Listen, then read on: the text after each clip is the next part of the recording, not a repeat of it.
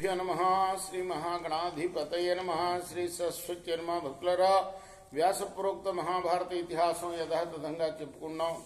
ఇందులో భాగంగా నిన్నటి వరకు ఆది సభారణ్య విరాట ఉద్యోగ భీష్మ ద్రోణ కర్ణ శల్య సౌప్తిక స్త్రీ పర్వాలనే 11 పర్వాలు పూర్తి చేసాం. 12వదైన శాంతి పర్వంలో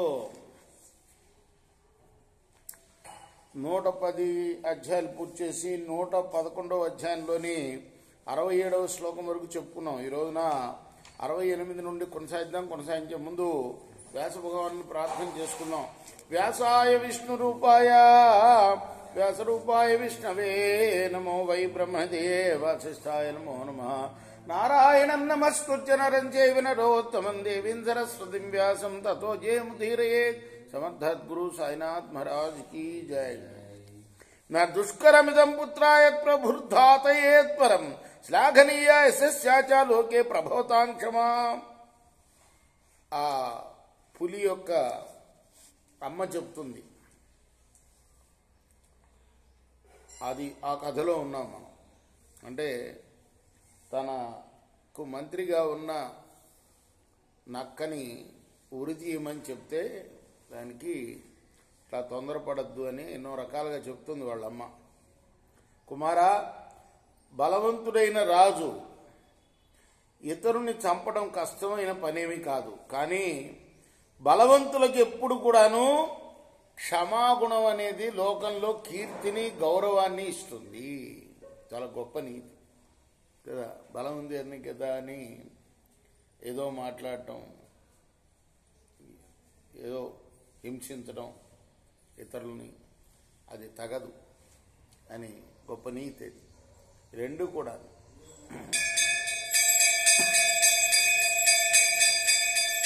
గొప్పతనాన్ని ఇస్తుంది, కీర్తిని కూడా ఇస్తుంది. స్థాపితో ఎంతయా పుత్ర సామంతేశ్వరుత దుఃఖేనా సాధ్యతే పాత్రం ధార్యతామేషతే సుహృతు. కుమారా, ఇతన్ని నువ్వే కదా మంత్రి పదవిలో కూర్చోబెట్టావు. నీ సామంతులందరిలో కూడా ఇతను మంచి పేరు తెచ్చుకున్నాడు. పాత్రుడైన మంత్రి అతి కష్టం మీద లభిస్తాడు సుమా. ఇతడు నీకు సుహృదుడు, మంచి మిత్రుడు. కాబట్టి రక్షించు ఇతన్ని. దూషితం పరదోషైర్హి గ్రహణతే యోన్యథా శుచిం స్వయం సందూషితామాచాక్షిప్రమేవ వినశ్యతి.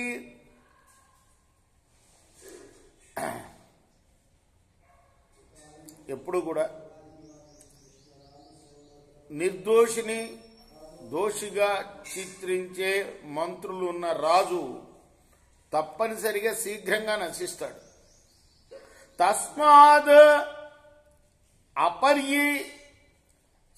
తస్మాదప్యరి సంఘాతాత్ గోమయో కశ్చిదాగత ధర్మాత్మతేన చాఖ్యాతం యథైత్ కపటం కృతం.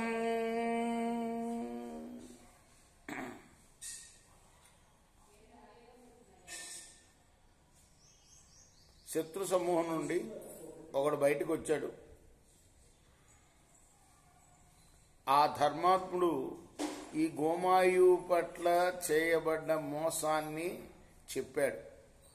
తతో విజ్ఞాత చరిత సత్కృత్య సముమోక్షిత పరిష్వక్తస్య సస్నేహం మృగేంద్రేణ పునః పునః.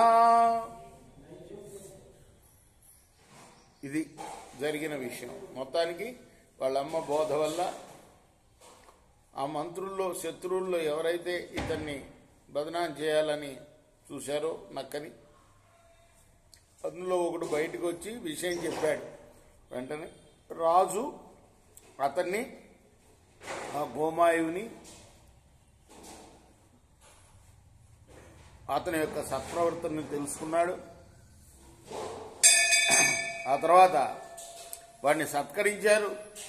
తతో విజ్ఞాత చరిత సత్కృత్య సవిమోక్షిత పరిష్వక్తస్య సస్నేహం మృగేంద్రేణ పునః పునః. మళ్ళీ అతన్ని స్నేహితుడిగా చేసుకుని మళ్ళీ మంత్రిగా కొనసాగించారు.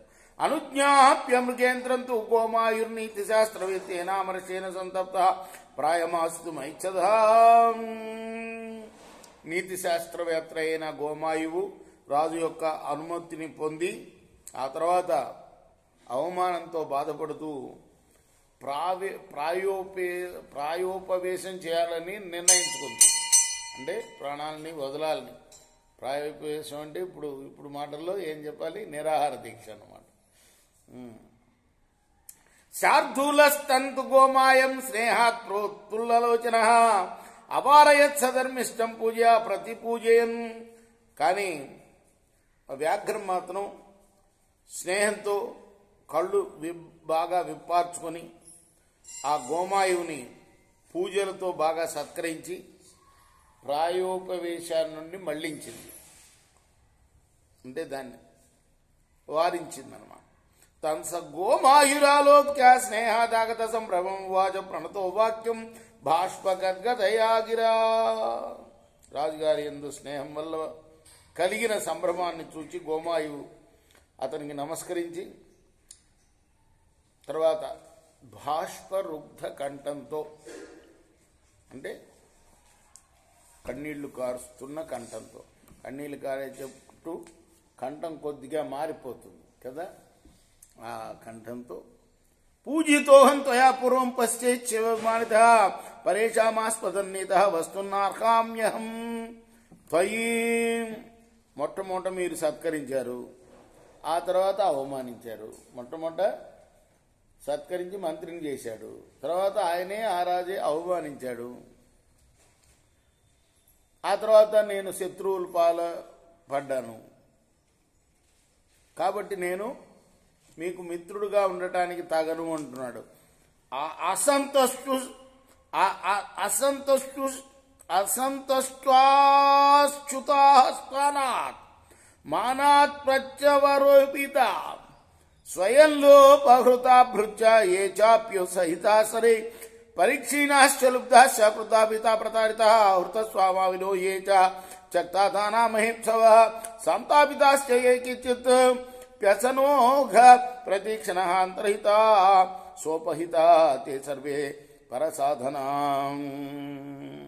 అసంతుష్టులు గౌరవమైన పదాన్ని ముందు పొంది తర్వాత తొలగింపబడిన వాళ్ళు, అవమానింపబడ్డారు, స్వయంగా మోసపోయిన వాళ్ళు, ఇతరుల మోసానికి గురి అయి గౌరవం కోల్పోయిన వాళ్ళు, లుబ్ధులు, క్రుద్ధులు, భీతులు, మోసగింపబడ్డవారు, ధనంతా కోల్పోయిన వారు, ధనాన్ని కోల్పోయిన వారు, గర్వితులు, ఆదాయం పోయినవారు. రెండుసార్లు చెప్తున్నాడు, ధనం కోల్పోవటం, ఆదాయం కోల్పోవటం. గొప్ప పదవులను ఆశించేవాళ్ళు, బాధింపబడిన వారు, రాజుగారికి చిక్కులు కలగాలని ఎదురు చూసేవారు, అజ్ఞాతంలో ఉండేవారు, కపటంతో నిండినవారు, వీరందరూ శత్రువులకు సాధనాలుగా మారతారు. అవమానేన యుక్తశ్చ స్థానభ్రష్టశ్చ వా పునః కథం యాసి విశ్వాసం తిష్టామి వా కథం సమర్థయితి సంకృత్య స్థాపయిత్వా పరీక్షితః కృతం చ సమయం భిత్వా త్వయా సమవమానితః ప్రథమం యః సమాఖ్యాత శీలవానికి సంసది నవాచ్యంతస్య వైగుణ్యం ప్రతిజ్ఞాం పరిరక్షితాం ఏవం చావమతస్యేహ విశ్వాసం మేన యాస్యసి త్వయి చాపేత విశ్వాసః మమోద్వేగో భవిష్యతి. ఒకసారి స్థానభ్రష్టం పొందినవాణ్ణి, అవమానం పొందినవాణ్ణి నేను. నన్ను ఎలా విశ్వసించగలుగుతారు? అయినా నేను మాత్రం ఎలా ఉండగలను మీ దగ్గర? సమర్థులని చేరదేసి పరీక్షించి పదవినిచ్చి చేసుకున్న ఒప్పందాన్ని ఉల్లంఘించి ముందే కండిషన్ పెట్టాడు, నన్ను ఎట్టి పరిస్థితుల్లో కూడాను చంపకూడదు మీరు అని. కానీ చంపమని ఆదేశించాడు. కాబట్టి ఒప్పందాన్ని ఉల్లంఘించి నన్ను అవమానించారు మీరు. మొదటనేమో సభలో నేను శీలవంతుడినని ప్రకటించారు, ఆ తర్వాత దోషవంతుడిని అన్నారు. ఈ రీతిగా అవమానం పొందిన నాకు ఇక్కడ విశ్వాసం ఉండదు, మీకు కూడా నా మీద విశ్వాసం పోయింది. ఈ స్థితిలో నాకు భయం కలుగుతుంది.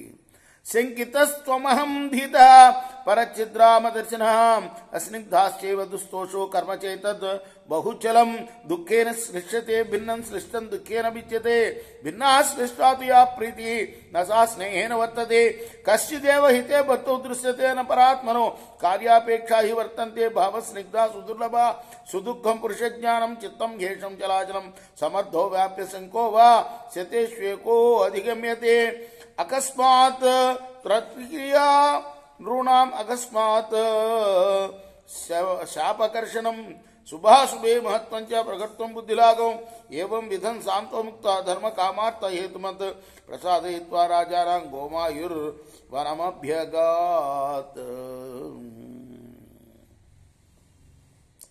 నువ్వు సందేహిస్తున్నావు, నేనేమో భయపడుతున్నాను.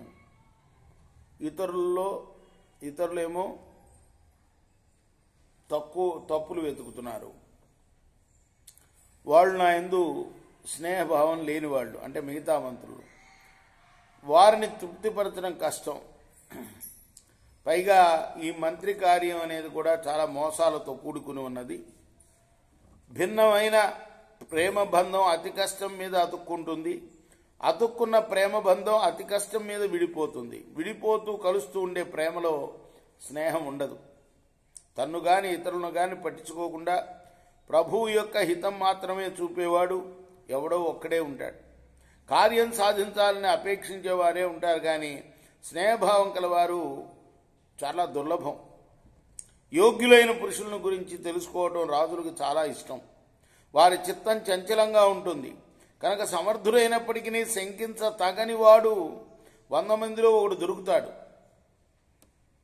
అకస్మాత్తుగా గౌరవించడం, అకస్మాత్తుగా అవమానించడం, మేలు చేసి కీడు చేయటం, గొప్పతనం కల్పించి కిందికి దిగజార్చడం, ఇదంతా కూడా రాజులకు ఉండే అల్పబుద్ధి. ఏవం ఈ విధంగా ధర్మ కామార్థహేతువులతో కూడి ఉండేలా నచ్చజెప్పి రాజును సంతృప్తిపరిచి ఆ గోమాయు మళ్ళీ తను వచ్చిన చోటకి అడవుల నుంచి వచ్చాడు. అడవికే బయలుదేరి వెళ్ళిపోయాడు. ఎవరు? నక్క. అగృహ్యాన్ అనునయం తస్య మృగేంద్రస్య చ బుద్ధిమాన్ గోమాయు ప్రాయమాస్తాయ చక్వా దేహం దినం యయో. ఆ బుద్ధిశాలి అయిన ఆ నక్క ఆ మృగేంద్రుని అనునయ వాక్యాలను పట్టించుకోకుండా ప్రాయోపవేశం చేసి శరీరాన్ని విడిచి స్వర్గాన్ని పొందింది. మనం అనుకున్న కథ కాదు ఇది. నక్క వ్యాఘ్రం అంటే నక్క జిత్తులని అనుకున్నాం కదా, అది కాదు. ఇది నక్క చాలా గొప్ప జంతువుగా పేరుకెక్కిందనమాట ఈ కథలో. ఇది ఎందుకు చెప్పాడు? ధర్మరాజు అడిగింది ఏంటి? క్రూరులు సౌమ్యంగాను సౌమ్యులు క్రూరంగాను కనిపిస్తూ ఉంటారు. ఇటువంటి పురుషులను ఏ విధంగా తెలుసుకోగలము అన్న ప్రశ్నకు సమాధానంగా ఈ ఉపాఖ్యానం చెప్పాడు. దీనిలో ఏమర్థమైంది మనకు?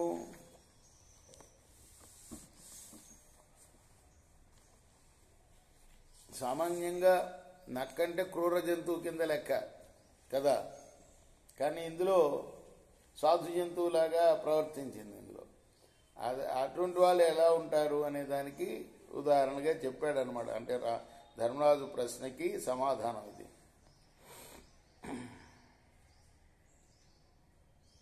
అలానే సింహమేమో చాలా గొప్ప జంతువు, అది రాజు కదా, దానికి తెలియాలి మంచేదో చెడేదో తెలుస్తుంది.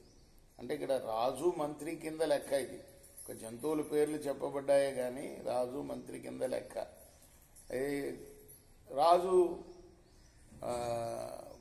అది గొప్పగా ఉండాల్సిన రాజేమో క్రూరంగా ప్రవర్తించాడు. ఇచ్చిన మాట వదిలేసి చంపను అన్నదానికి మళ్ళీ చంపడానికి మరణశిక్షకి ఆదేశించాడు. దానికోసం ఇలా ఉంటారు జనులు అని చెప్తున్నాడు అనమాట ధర్మరాజుకి భీష్మ పితామహుడు. కృష్ణార్పణమస్తు. సాయి కృష్ణార్పణమస్తు. స్వస్తి ప్రజాభ్య పరిపాలయంతాం న్యాయేన మార్గేణ మహిమహీష. గోబ్రాహ్మణేభ్య శుభమస్తు నిత్యం. లోకా సమస్తా సుఖినో భవంతు.